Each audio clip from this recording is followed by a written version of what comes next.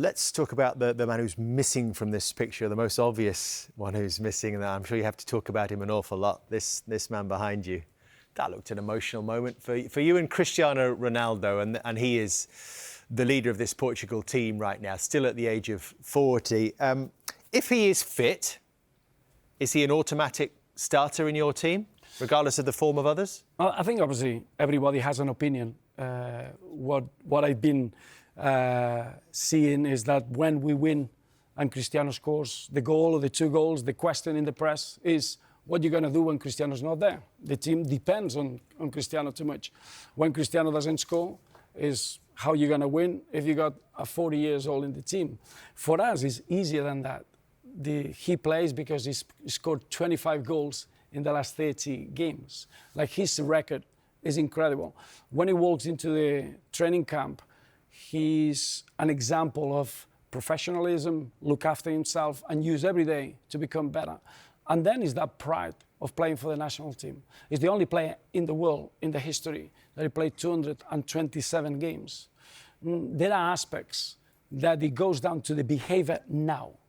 Nobody has anything by given, nobody. And you know it better than anybody, Jamie. In international football, every player has got an incredible competitive edge. And what Cristiano brings, alongside of that goal-scoring exchange as a player, is not the 18, 19 years old that we saw as a winger. Now is more of a central figure in the box and a finisher. Is his attitude and his hungry feeling for the national team. So obviously, while he has that, it's an incredible source of positive, contagious effect in the dressing room. But everybody gets constantly challenged by the competition that you have in the squad, and more in a squad like Portugal that probably we follow around 72 players in every camp. That's what the coach and the staff, we only assess, and we can only call the best players to make, not the best players, it's the best players to make the best team. And at the moment, Cristiano has been a reference for us. And he can still do this. What you got here? This is just yesterday. He's 40 years old, we should remember. 95th minute, that was yesterday. João Felix scored the first goal, Al Nassr, and it doesn't matter, just to be able to have the athleticism and the finishing is become a specialist in the box. Is a finisher, and is this desire to carry on improving. How long do you think he goes on for? I always believed is an interesting aspect. I always believed that the body retired the player. That was what I believed.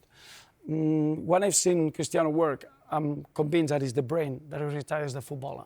I think his focus and his mindset is just his body follows his routine. I'm sure he scored in the 96th minute. I can tell you that after the game, he did his routine. He would have done his after the game habits and prepare for the next training session. Roberto, you mentioned his mentality, and we know how great a player he is, one of the greatest players of all time. The thing I admire most about him is that he probably gets questioned probably more than a player we've seen before of his ability or his standing in the game. You said before about sometimes people question, you know, a 40-year-old playing up front for Portugal. Maybe times when he was at Manchester United, he's made that move to Saudi. Does he enjoy proving people wrong? It looks like he's always got that mentality that he's always trying to show somebody. Yes, but I would say that he doesn't do it for anybody. He does it for himself.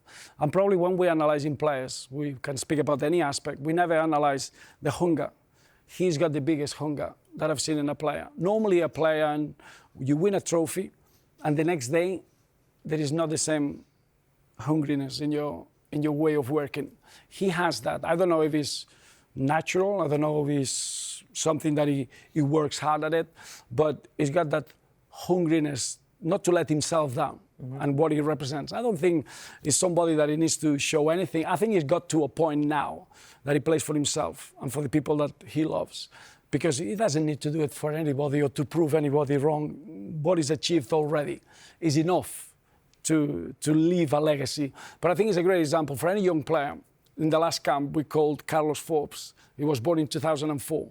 that was the day or the year that Cristiano had his first game for the national team. So that just it shows you the different generations. Lifetime. And what an incredible example for somebody to have a career when you are sitting next to somebody that is down to a T, an incredible influence.